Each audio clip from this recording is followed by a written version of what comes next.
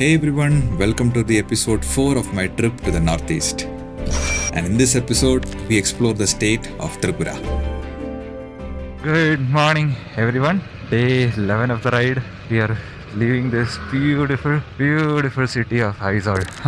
It's so heartbreaking to leave this city, man. I loved the 3 days I was here in this beautiful city. Anyways, life must go on and trip must go on. Next we are headed to Jampuii Hills in Tripura. Look at this amount of fog.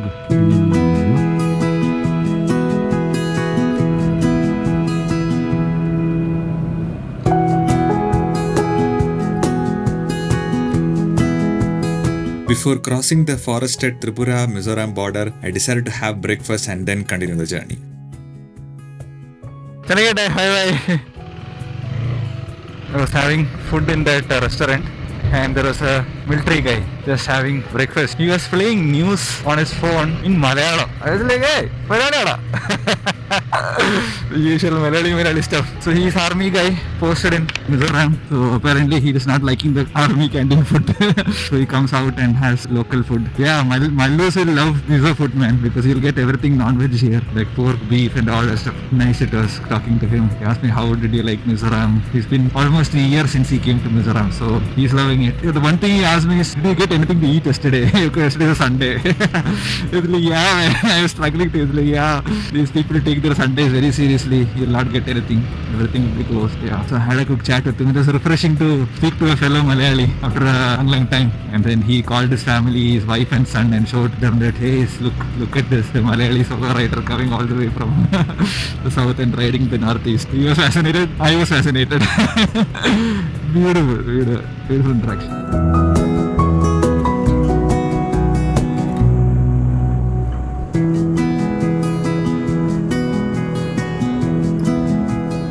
Another 50 more kilometers to Jampuii. Google is showing it will take another 2.5 hours at least. I came to this hotel, the only hotel I saw after a long time. None of them knew English or Hindi. So I was like, rice. So because I saw everybody eating rice. So I was like, rice. And the lady said, rice outside. I was like, rice outside. And that lady went to wait and then she went inside. Another 50 minutes went by, nobody came. Then again that lady came. She again told something. I didn't understand anything. I told khana. I was showing actions. I want to eat something. Then again she went inside and called somebody else. And then she also saw something. I don't know idea. Then luckily there was a worker who was having lunch there, who is from Tripura, who knew their language and who knew Hindi as well. So he translated it for me. He told only rice is available and all this extra side dishes and all. And he said, do you eat everything? I eat everything. Then he told something in their language, Mizo. Then they brought me everything, like rice, a lot of curries, pork, chicken, fish and all that. And it is unlimited. You can take as much as you want. I had a heavy meal and all this for just 200 rupees. Beautiful. As I neared Jampuii Hills, the road started becoming worse and worse. It was filled with broken tarmac, potholes, dust, sand, and a lot of narrow, sketchy places. It seemed like Google was taking me through some remote area since there wasn't much traffic on the road. Nevertheless, I was having fun for some time thanks to Zedling Rally suspension on my KTM 390 Adventure S.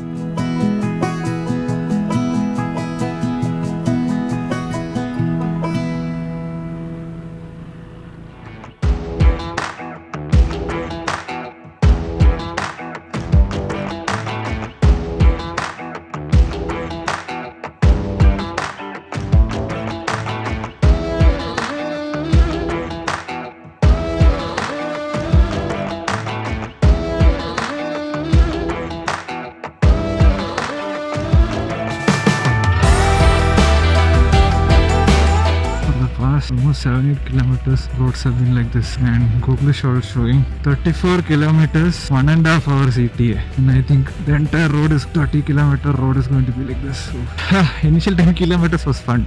Now it is getting tiring.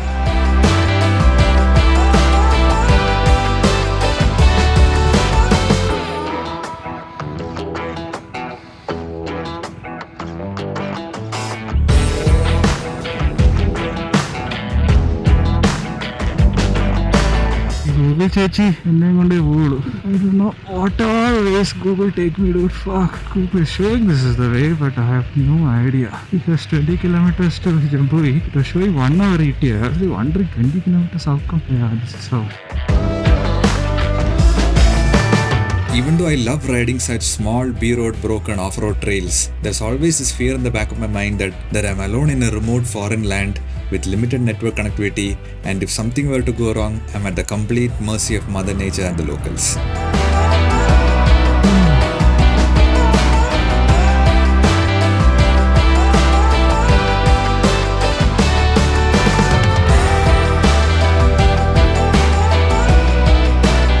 After riding through forest trails and villages belonging to the border region of Mizoram and Tripura, I finally found a deviation in the map which I hoped takes me back to the civilization.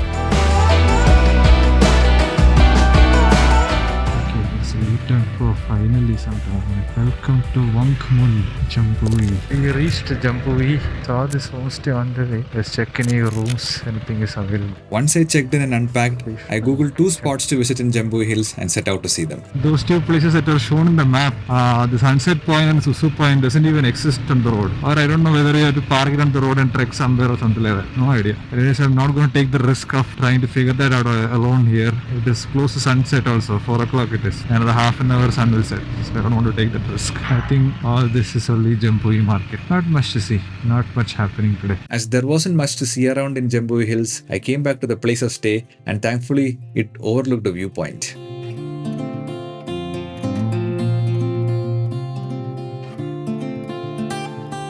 As the sun was setting over the beautiful Jampuii Hills, I took the time to relax and prepare myself and the bike for the next leg of the trip to Agartala.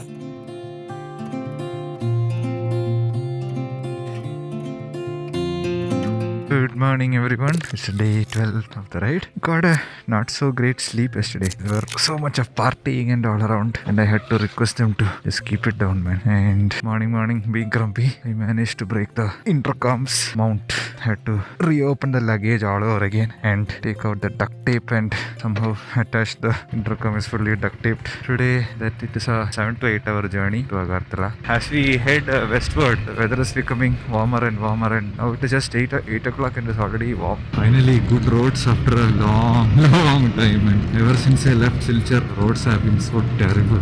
Yesterday was the worst. I had my off-road quota for this trip yesterday. After catching a quick breakfast from the highway side, I continued my journey to Agartala. To be back on the highway, man.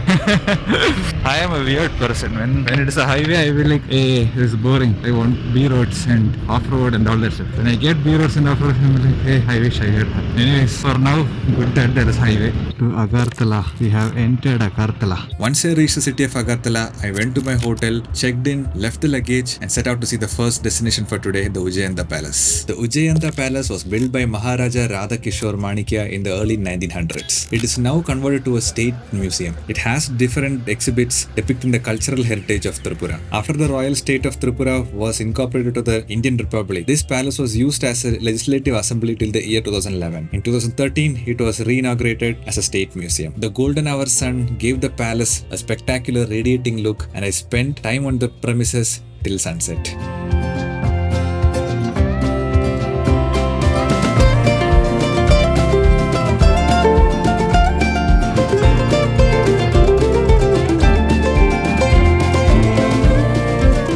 Next morning in Agartala, I headed out 53 kilometers south to Melaghar to visit the Neer Mahal.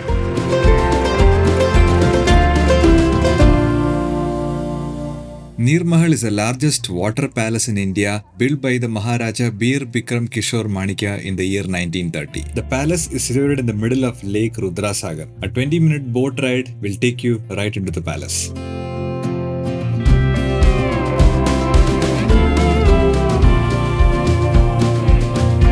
This palace has 24 rooms in total and was accessed by boats through the boatgut by the royal families. Even though the palace was built by a British company, it was designed by the Maharaja and his team and blends architectural styles of the Mughals and the Hindus.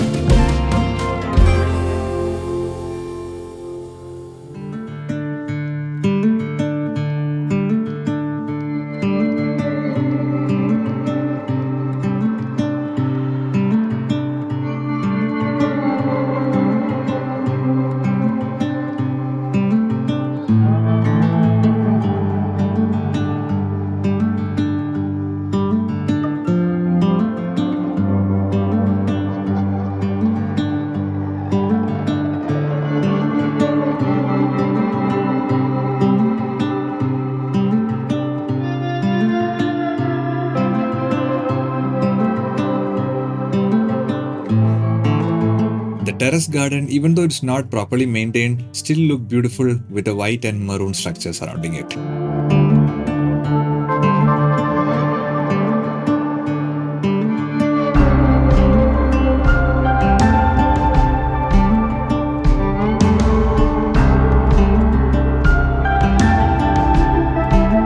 From the top of the palace, you get a 360-degree view of the entire Rudrasagar lake.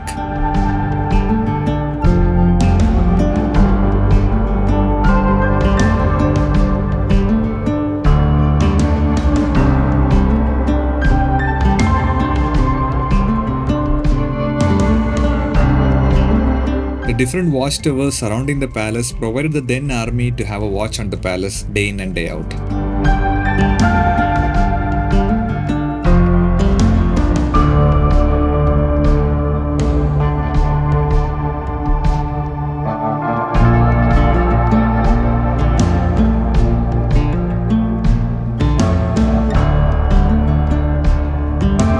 Towards the end of an hour of sightseeing, the boatman sounded an alarm which signaled everybody to head back to the boat.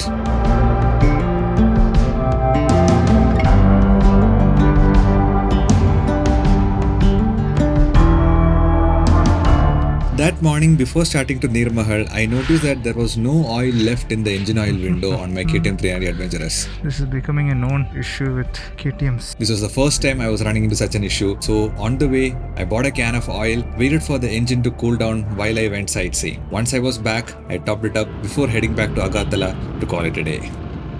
Good morning, everyone. Welcome to day 13 of the ride. Spend 2 nights in Agartala. So the initial plan today was to head to Kailashwar and visit the Unakoti rock carvings and then spend the night there. But thing is, I feel like I should ride till Silchar. That is like 271 kilometers all hill ride and then take around 8 hours is what Google is showing. First plan is to go to Unakoti rock carvings. That's the plan as of today.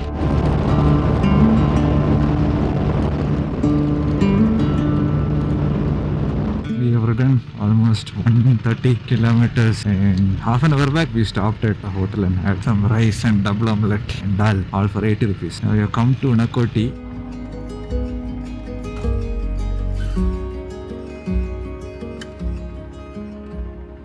The Unakoti rock carvings are situated almost 180 kilometers away from Agartala on the way to Silchar. It's believed that these rock carvings were made somewhere between 7th to 9th century AD. These carvings are believed to be in the likeness of gods like Shiva, Ganesha, Durga, Nandi bulls and so on.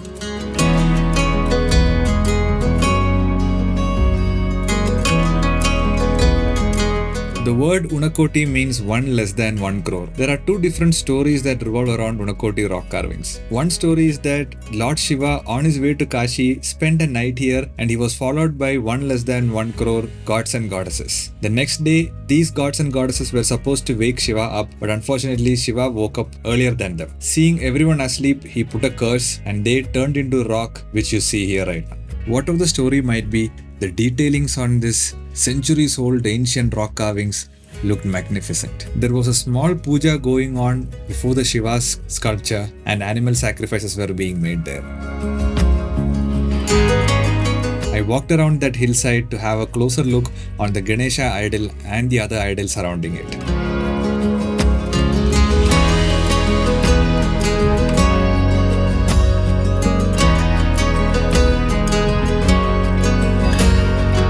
The whole area surrounding the Unakoti rock carvings looked very peaceful and serene. After roaming around the rock carvings for some time, I decided to head to the final destination for today, Silchar.